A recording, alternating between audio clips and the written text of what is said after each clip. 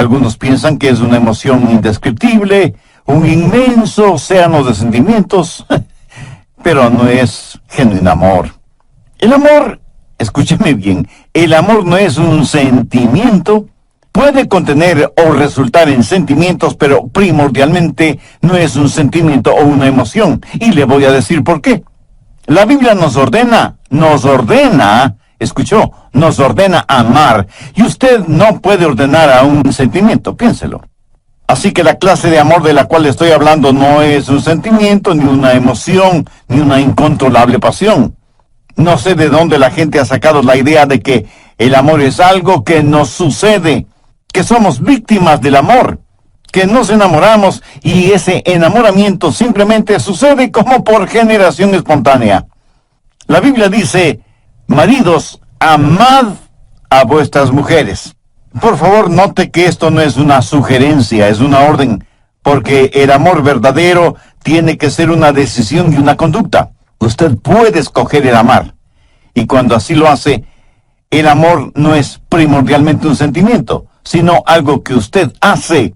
La razón por la cual estamos tan confundidos en este mundo y en este asunto es que usamos una sola palabra para el amor. Los griegos eran más exactos y tenían varias palabras para hablar del amor. Por ejemplo, la palabra eros, raíz de palabras como erotismo, erótico, dan a entender la clase de amor que un hombre puede sentir por una mujer y viceversa, y eso está bien. De hecho, es maravilloso.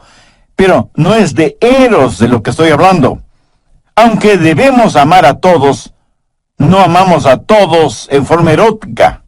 Y ni siquiera tengo que elaborar en este punto. Otra palabra griega para amor es fileo, que abarca lo que es el amor fraternal, la amistad, el compañerismo, la camaradería. En varios países del mundo hay ciudades que se llaman Filadelfia, o sea, amor fraternal. Y eso es muy positivo. Pero quiero centralizar mi mensaje en la palabra ágape, que tiene que ver con el amor divino, cómo tenerlo, cómo darlo, cómo recibirlo. Si usted quiere exhibir un diamante, lo pondrá sobre un terciopelo negro. Entonces podrá apreciar ese diamante en toda su exquisita belleza y perfección. ¿Sabe qué eso hace Dios con el amor ágape? Lo pone sobre el terciopelo negro de las obras de la carne. Veamos Gálatas 5. Empezando en el verso 19, y manifiestas son las obras de la carne, que son adulterio, fornicación, inmundicia, lascivia, idolatría, hechicerías, enemistades, celos, iras, contiendas, disensiones, herejía, envidias, homicidios, borracheras, orgías y cosas semejantes a estas. Note que todas estas cosas que el apóstol menciona son totalmente opuestas al amor. Y Pablo continúa diciendo, los que practican tales cosas no heredarán el reino de Dios. Ahora, si usted puede relacionar su nombre con esta lista, si ese es su estilo de vida, si eso es algo que usted practica voluntariamente, a menos que usted se arrepienta y busque el perdón de Dios, su camino tiene un destino final, el infierno. La palabra de Dios es completamente clara y tajante al respecto. Los que practican tales cosas no heredarán el reino de Dios. Y eso es lo que Dios dice. Esto no significa que usted como creyente no tropezará ni caerá. Pero aquí se habla de un estilo de vida, de algo que se hace voluntaria y frecuentemente. Y si usted no practica un estilo de vida cristiano, eso quiere decir que usted no es salvo. Veamos ahora los versos 22 y 23. Mas el fruto del Espíritu es amor, gozo, paz, paciencia, benignidad, bondad, fe, mansedumbre, templanza. Contra tales cosas no hay ley. Nunca habrá una ley que diga que no puede amar, que no debe ser bondadoso o que le prohíba ser humilde, ¿verdad? Pero sí hay leyes contra las obras de la carne, pero no hay leyes contra el fruto del Espíritu. Hay 9 cualidades en el fruto del Espíritu y vamos a estudiarlas tanto como nos sea posible. Pero no solo que vamos a ver el fruto del Espíritu, sino que nos vamos a examinar a nosotros mismos para saber si somos en realidad cristianos espirituales y maduros. Vivimos en una generación que habla mucho acerca de los dones del Espíritu, profecía, hablar en lenguas, sanidades. Parece que cada persona está diciendo, este es mi don espiritual, ¿cuál es el tuyo? Dios nos ha dado a cada uno de nosotros un don espiritual y necesitamos descubrir cuál es ese don y desarrollarlo y ponerlo en práctica. Pero escucha atentamente lo que voy a decir. Ningún don espiritual es señal o marca de madurez espiritual. La iglesia de Corinto fue una iglesia completamente carnal, a pesar de la práctica de dones espirituales. Si yo quiero saber cuán madura es espiritualmente una persona, jamás examino sus dones, examino sus frutos, porque la marca de la madurez espiritual no está en el don, sino en el fruto. Al describir ágape, el amor divino, debemos notar varias cosas. Primero, el amor tiene que ver con decisión y conducta. Segundo, la descripción de este amor. Tercero, el desarrollo de este amor. Y cuarto, el deseo por este fruto. ¿Qué cualidades tiene el amor ágape? ¿Cómo podemos describirlo? Y como nosotros no podemos describirlo, Dios utilizó al apóstol Pablo para que describa el amor ágape en 1 Corintios 13. El amor ágape tiene 10 cualidades distintivas, de acuerdo a 1 Corintios 13. Si en su corazón y en su vida usted tiene estas 10 cualidades, entonces usted es un cristiano espiritualmente maduro. Primero, el amor ágape es sufrido. 1 Corintios 13:4, el amor es sufrido. El verdadero amor nos capacita para ser pacientes. Si usted es una persona impaciente, si dice, amé a tal persona hasta donde pude, pero ya no merece mi amor y por eso he renunciado a seguirla amando. Mi amigo, cuando usted deja de amar, ese momento es cuando usted menos se parece a Jesucristo. La Biblia dice que Jesús, habiendo amado a los suyos, los amó hasta el fin. El verdadero amor es sufrido, paciente. Perdona 70 veces 7, pero no se contenta con perdonar 490 veces, sino que sigue perdonando y perdonando y perdonando. ¿Por qué? Porque el amor es sufrido. Segundo, el amor ágape es benigno. ¿Y ahora qué es benignidad? Es servirnos los unos a los otros. No es servirnos los unos de los otros. Si nos amáramos, ¿qué haríamos los unos por los otros? Permítame ilustrar esto en primera persona. Si usted me ama, ¿qué es lo que me daría? No me daría lo que yo merezco, sino lo que yo necesito. Veamos Lucas 6, los versos 27 y 28. Pero a vosotros los que oís os digo, amad a vuestros enemigos, haced bien a los que os aborrecen, bendecid a los que os maldicen y orad por los que os calumnian. ¿Qué debemos hacer por nuestros enemigos? Amarles, ayudarles, ser bondadosos con ellos, orar por ellos. Y algunos de ustedes estarán pensando, pastor, yo no puedo hacer eso ni siquiera por mis amigos, menos lo voy a hacer por mis enemigos. Permítame hacer una pregunta. ¿Alguna vez lo ha tratado siquiera? Si alguien le ha hecho daño, ¿ha tratado usted de hacerle un bien? En otras palabras, ¿es usted para esa persona una bendición? Porque eso, mi amigo, es el amor ágape. Tercero, el amor ágape es sincero. El verso 4 dice, el amor no tiene envidia. Si usted es una persona envidiosa, celosa, es porque no ama a la persona que envidia o que cela. Si usted me envidia o yo le envidio, es porque ambos queremos las cosas que el otro tiene.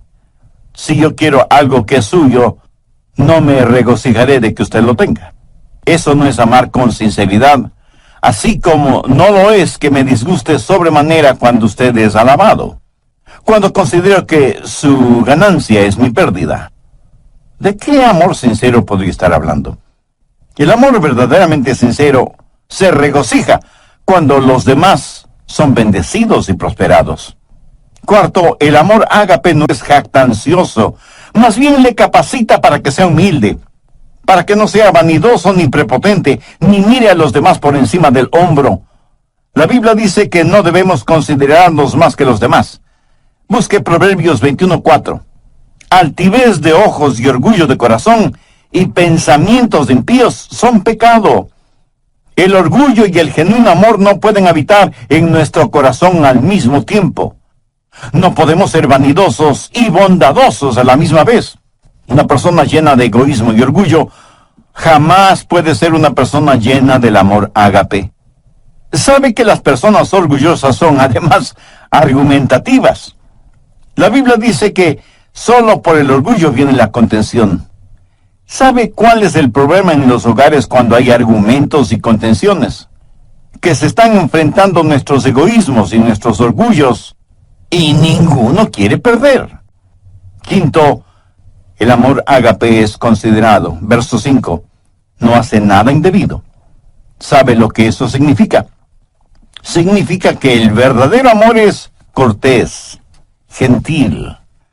Cuando una persona hace lo indebido, es una persona tosca, ruda. Y todos conocemos a personas así, ¿no es cierto? Empujan para pasar, nunca piden permiso ni disculpas, se meten a la fuerza, desconocen las palabras por favor y muchas gracias. Lo triste y lamentable es que hay muchos cristianos que son así. ¿Qué es la cortesía? Pues no es nada más que la demostración del amor en las cosas pequeñas o aparentemente insignificantes. ¿Y quién no tiene amor en las cosas pequeñas?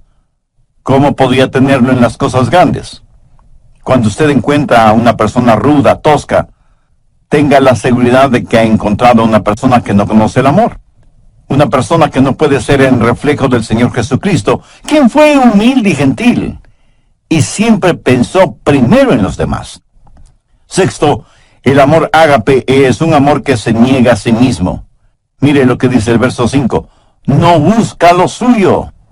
Nunca dice, yo primero, o yo conozco mis derechos. Escúcheme, cuando usted oye a una persona decir que conoce sus derechos, tenga la seguridad de que no está hablando motivada por el amor. Permítame decir una cosa muy importante. Cuando usted recibió al Señor Jesucristo y fue salvo, usted perdió todos sus derechos. Porque ¿qué derechos tiene una persona muerta? Usted está crucificado con Cristo. Ha sido comprado por un precio. Ahora pertenece a Jesucristo. Y ahora sus derechos son los derechos de Jesús. Y Él es quien le ordena amar. Usted ya no puede buscar lo suyo. Debe procurar el honor y la gloria para Jesús y el bienestar de los demás. Ese es el genuino amor que no busca lo suyo. Un muy consagrado siervo de Dios alguna vez dijo, cuando usted enseña a alguien sus derechos, tendrá una revolución. Cuando usted enseña a la gente sus responsabilidades, tendrá un avivamiento. Muy bien dicho, ¿no le parece? Cuando dejemos de pensar en nuestros derechos y comencemos a pensar en nuestras responsabilidades,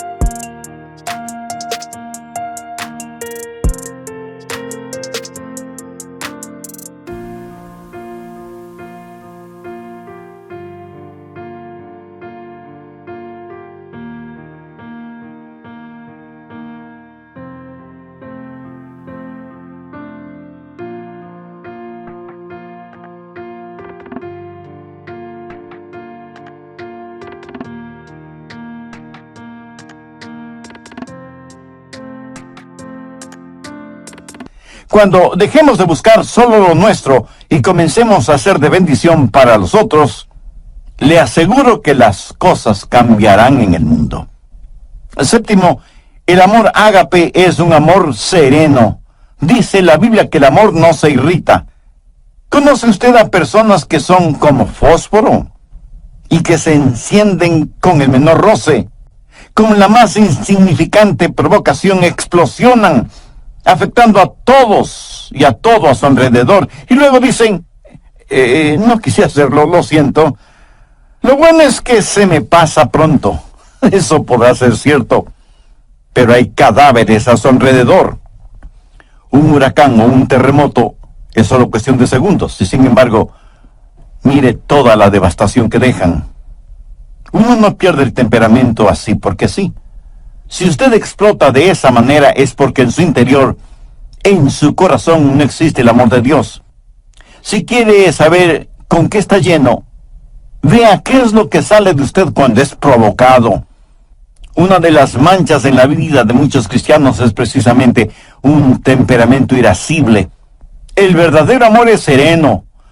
No se lo puede provocar con facilidad, y cuando es provocado, sabe responder con mansedumbre y con humildad. Octavo, el amor ágape es un amor sacrificial. ¿Qué quiere decir un amor sacrificial? Note las 3 palabras finales del verso 5. No guarda rencor. O sea, no va acumulando las faltas de otros. El amor ágape tiene la capacidad de perdonar y olvidar. Pero eso, mi amigo, eso cuesta. En algún programa anterior dije que no puede haber perdón sin que alguien pague el precio. Por ejemplo, si usted me debe $100 y yo le perdono esa deuda, el perdonarle me costó $100. ¿Lo entiende?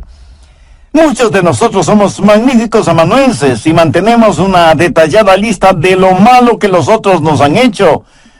Y no solo somos amanuenses, sino también buenos contadores. Y en nuestro libro de contabilidad anotamos minuciosamente lo que los otros nos deben. Y no estoy hablando necesariamente de dinero. Tenemos necesidad de aprender a perdonar y olvidar, sabiendo que hay un precio que pagar y un dolor que experimentar. El precio y el dolor lo pagó y lo sintió Cristo en la cruz del Calvario. Es la máxima demostración del amor sacrificial. ¿Ha aceptado usted el amor sacrificial de Cristo? Recuerde que nadie puede dar lo que no tiene. Si usted no tiene amor en su corazón, no podrá dar amor a nadie. Dios le ama y quiere salvarle. Jesús murió en la cruz para pagar la deuda de sus pecados. Si usted desea ser salvo ahora mismo, humíllese delante de Dios, confiese y arrepiéntase de sus pecados, e invite a Jesús a vivir en su corazón como su Salvador y Señor. Irving Ravelo, gracias por su sintonía al programa de hoy. Sea bienvenido y bienvenida a El Amor que Vale. Por favor, mantenga su Biblia abierta en Gálatas 5, porque hoy continúa el estudio Cómo amar y ser amados. Ahora les presento al doctor Adrián Rogers en la voz del pastor Lenin de Llanón. Desde el programa anterior comenzamos a estudiar lo relacionado con el fruto del Espíritu, teniendo como base bíblica Gálatas 5, versos 22 y 23, y hemos visto 8 de las 10 características de ese fruto. Primero, el amor es sufrido. Segundo, es benigno. Tercero, es sincero. Cuarto, no es jactancioso. Quinto, es considerado. Sexto, se niega a sí mismo. Séptimo, es sereno. Y octavo, es sacrificial. Espero que tenga su Biblia y cuaderno de notas a la mano para sacar el máximo provecho de este estudio bíblico. Bien, prosigamos. Noveno, el amor ágape es un amor justo. Verso 6 dice, no se goza de la injusticia. Eso quiere decir que cuando alguien peca o fracasa o hace algo equivocado, usted no se alegra por eso. Más bien debería llorar y orar por esa persona. ¿Sabe usted que el chisme es un pecado? ¿Por qué? Porque la persona chismosa se regocija en su iniquidad. Cuando escuchan algo negativo acerca de otra persona, casi no pueden esperar para contárselo a otras personas. Se parecen a la mujer que dijo, mi lema es, nunca digas algo acerca de otra persona, a menos que sea algo que valga la pena chismearlo. Y aunque por lo general creemos que las mujeres son las chismosas, permítame decirle que conozco hombres que son chismosos. Se regocijan y parece que hasta aman la chismografía. Son diseminadores de malas y falsas noticias. Se regocijan de la injusticia. Ahora escúcheme, no estoy diciendo que debe hacerse el desentendido frente al pecado, porque eso es imposible. El pecado tiene que ser enfrentado, pero no se regocije de la injusticia. Y antes de que usted diga algo negativo de otra persona, hágase las siguientes preguntas. Primera, ¿sé que eso es verdad? Segunda, aun si fuera verdad, ¿es necesario que lo diga? Tercera, y si lo digo, ¿Cuál es mi verdadera motivación al decirlo? El amor ágape no se goza de la injusticia. La Biblia no habla de un amor ágape chapucero que simplemente ignora el pecado. No habla de un amor que siente cierta pena por la otra persona. Cuando usted sabe que otra persona está emocionalmente herida, cuando escucha que otra persona ha fracasado, ¿cómo reacciona? Hace poco conocí a un hombre que al saber del pecado de uno de sus amigos, cayó de rodillas, puso su rostro en el suelo y lloró intensamente por su amigo que había caído en pecado. Eso es empatía, no solamente simpatía. Eso es el tener el corazón quebrantado por el pecado de otros. 10, el amor ágape es un amor sufriente. Verso 7. Todo lo sufre, todo lo cree, todo lo espera, todo lo soporta. Esto de ninguna manera significa que el amor ágape se lo cree todo. Más bien quiere decir que el verdadero amor lo puede enfrentar todo, que no hay límites para su fe. Pero cuando usted ama, hay una carga que debe llevar, y desde ese punto de vista es un amor sufriente. La gente quiere saber por qué los seres humanos sufren. Algunos porque han perdido su fe en Dios. Dicen, ¿por qué Dios permite que los humanos sufran? Si Él es un Dios que todo lo sabe y todo lo puede, ¿por qué no detiene o elimina el sufrimiento? Escúcheme, Él pudo haberlo hecho. ¿Sabe cómo? Pues no creando a los seres humanos, o creándolos sin libre albedrío. Pudo habernos hecho robots, como una máquina tecnológica. Pero hubiera significado no tener ningún compañerismo con nosotros. Porque, verá, cuando Dios nos creó, corrió un divino riesgo. Él sabía lo que nosotros le íbamos a costar. Exactamente lo que sucede con padres que procrean hijos. ¿O usted cree que esto de tener hijos es como comerse un pastelito de manzana? Mi amigo, tener hijos cuesta no solo en términos monetarios, sino también espirituales y emocionales. Y aunque usted no lo crea, de una u otra forma, nuestros hijos nos romperán el corazón. Dios sabía lo que iba a costar cuando nos creó y nos dio la capacidad de elegir. Y elegimos pecar. Cuando nos dio la capacidad de decir sí, también nos dio la capacidad de decir no. Para que un ser humano escoja a Dios, debe querer escoger a Dios. ¿Lo entiende? Dios nos dio ese libre albedrío, nos hizo de esa manera, pero al mismo tiempo Dios sabía que iba a sufrir. Cuando Dios escogió amar, escogió también el sufrir.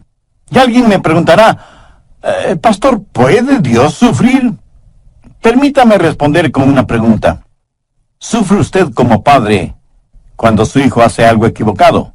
Piénselo bien antes de contestar. La historia del hijo pródigo en el capítulo 15 de Lucas enseña que cuando un padre terrenal tiene un hijo rebelde, sufre. De la misma manera, cuando nosotros hacemos algo equivocado, nuestro Padre Celestial sufre. En Efesios 4:30 leemos, no contristéis al Santo Espíritu de Dios. ¿Lo ve? Nosotros podemos contristar al Santo Espíritu de Dios. Un aparato electrodoméstico, cuando se daña, le puede molestar. Pero solo sus hijos le pueden contristar, entristecer. Aunque muchos de ustedes a lo mejor ven este punto al revés. Pregunto, ¿puede alguna parte de nuestro cuerpo dolernos sin que nuestra cabeza lo sepa? ¿Quién es la cabeza de la iglesia? El Señor Jesucristo. Cuando su cuerpo, o sea, la iglesia, sufre, ¿no sufre el Señor Jesucristo? Cuando Pablo se encontró con Jesús en el camino a Damasco, ¿qué le dijo Jesús? Saulo, Saulo, ¿por qué me persigues?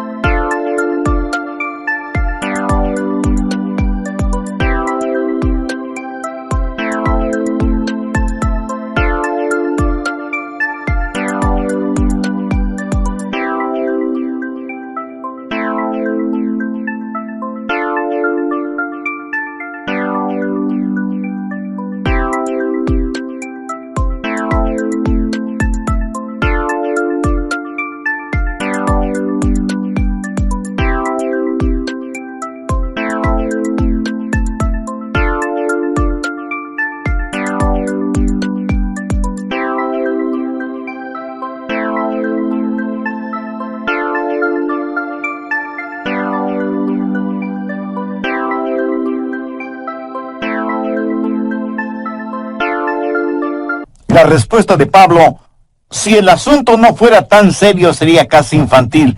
Le dijo que no le perseguía a él, a Jesús, sino a los cristianos. Escúcheme, cuando usted persigue al cuerpo, también persigue a la cabeza. Cuando el cuerpo sufre, la cabeza sufre, y Jesús fue perseguido. Cuando una novia es infiel, impura, y no le presta ninguna atención al novio, ¿cree usted que el novio sufrirá?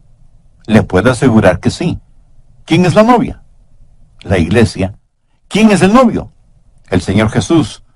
Cuando la novia sufre, el novio sufre también. Y cuando el novio decide amar a la novia, también decide sufrir. Y algunos dirán, pero Dios es Dios.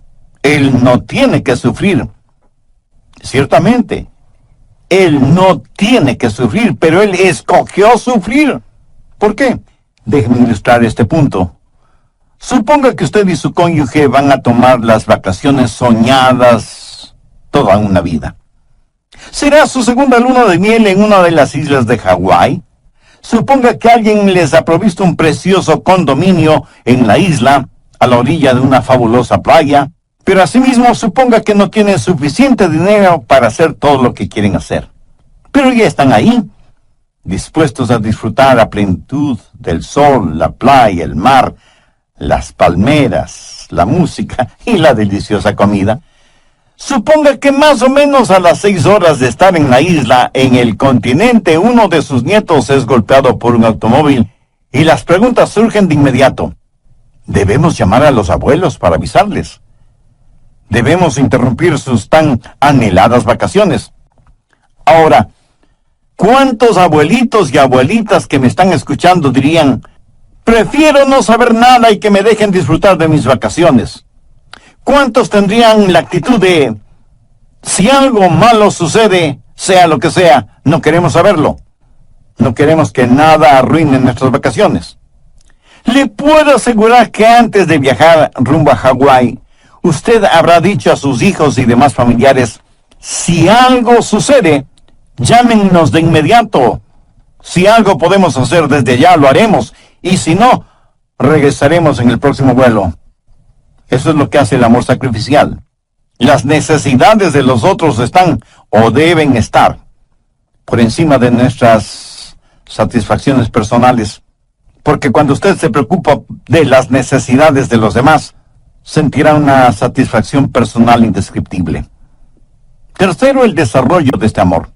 Busque Gálatas 5:19. Habla de las obras de la carne. Las obras de la carne son naturales. Las obras del Espíritu son sobrenaturales. Las obras de la carne es lo que hace el pecado en nosotros. El fruto del Espíritu es lo que Dios hace por medio de nosotros. Y esta clase de amor no la podemos producir por nosotros mismos, pero es la clase de amor que debemos llevar. En Juan 15:5 leemos que Jesús dijo, yo soy la vid, vosotros los pámpanos, separados de mí nada podéis hacer. Note que Jesús no dice que nosotros produciremos esta clase de amor. Romanos 5:5 es un versículo muy interesante, porque el amor de Dios ha sido derramado en nuestros corazones por el Espíritu Santo que nos fue dado. ¿Lo ve? Aquí se está hablando de un amor sobrenatural, el amor que proviene de la vid, se esparce en los pámpanos y produce el fruto. ¿Lo entiende? Usted no produce el fruto, solamente lo lleva. Yo nací y fui criado en la Florida, tierra de frutos cítricos por excelencia. En casa teníamos árboles ornamentales de naranjas agrias. El fruto era imposible para el paladar, pero los árboles eran hermosos. Y se necesita mucha paciencia y mucho trabajo para lograr que al fin esos árboles de naranjas agrias produzcan naranjas dulces. Ahora suponga que usted tiene un árbol de naranjas agrias, pero quiere que dé naranjas dulces. ¿Qué puede hacer? Bueno, podría podar el árbol. ¿Piensa que eso es suficiente para tener naranjas dulces? No. Entonces se le ocurre una idea genial. Va a trasplantar el árbol, lo va a trasplantar de un lado del terreno al otro lado. Como aplicación diré que muchos trasplantan el árbol de sus vidas de una iglesia a otra iglesia. pero siguen siendo cristianos agrios. Y el cambiar de membresía es como cambiar un cadáver de una tumba a otra. Perdonen esta comparación, así un poco esquelética. Como el cambiar al árbol de naranjas agrias de un lugar a otro no produce naranjas dulces, ¿qué más puede hacer? Bueno, pues ponerle nueva tierra, con bastante abono orgánico, no químico, cuidar el nivel de humedad de la tierra, que no le falta agua ni fertilizantes, y por último, cambiarle de nombre. Ya no se llamará árbol de naranjas agrias, sino árbol de naranjas dulces. Y para ayudarle al árbol a que produzca naranjas dulces, usted amarra en sus ramas varias deliciosas y dulces naranjas, esperando que esas ricas naranjas motiven al árbol a dar naranjas dulces. Y muchos de ustedes me dirán con toda razón que nadie, por ignorante que sea en cuestión de árboles frutales, haría una tontería así. Mi amigo, no es asunto de trasplante, ni asunto de podar el árbol, ni de fertilizarlo, ni de cambiarle de nombre, ni de amarrar en sus ramas buenos frutos, que solo serán decorativos. Es la naturaleza del árbol la que debe ser cambiada. Cuando ese árbol sea injertado en un árbol bueno, la naturaleza de ese árbol será cambiada, porque recibirá una naturaleza que no es la suya propia, pero tendrá que aprender a llevar el fruto de su nueva naturaleza. La Biblia dice que cuando somos salvos, somos participantes de la naturaleza divina. La naturaleza de Dios viene a nosotros.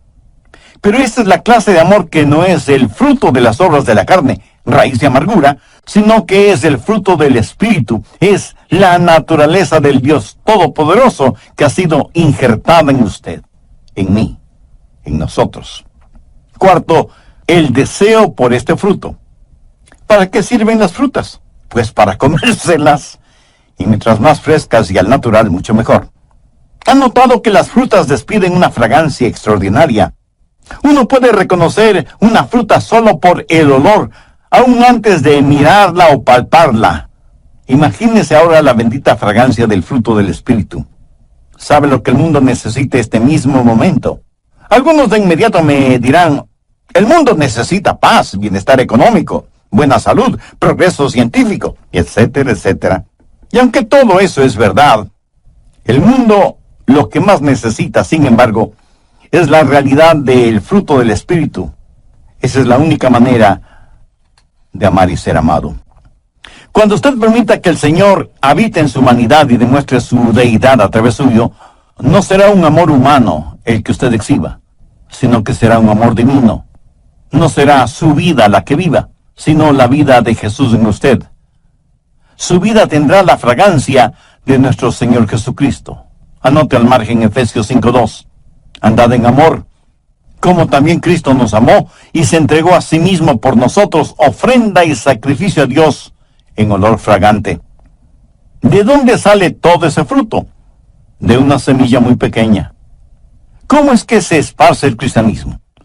Cuando entendamos que la semilla está en el fruto, cuando empecemos a vivir Gálatas 5:22 y 23, más el fruto del Espíritu es amor, gozo, paz, paciencia, benignidad, bondad, fe, mansedumbre, templanza, entonces empezaremos a reproducirnos. Permita que el Espíritu de Dios hable a su corazón ahora mismo. Usted puede ya ser salvo, pero ha caído, ha tropezado, y se ha vuelto tan carnal que ha dejado de llevar su fruto espiritual. En Lucas 6, versos 44 y 45 leemos, porque cada árbol se conoce por su fruto, pues no se cosechan higos de los espinos, ni de las zarzas se vendimian uvas. El hombre bueno del buen tesoro de su corazón saca lo bueno, y el hombre malo del mal tesoro de su corazón saca lo malo, porque de la abundancia del corazón habla la boca. ¿Quiere orar una sencilla oración conmigo? Mi oración es solo para guiarle. Pero anhelo que usted ore con sus propias palabras, las puede decir en voz alta o en voz baja, o puede orar silenciosamente en su corazón, pero ore con fe, con confianza, con convicción. Diga, querido Dios, cuán lejos, pero cuán lejos estoy de exhibir en mi vida el fruto del Espíritu. tengo necesidad de injertarme en tu vid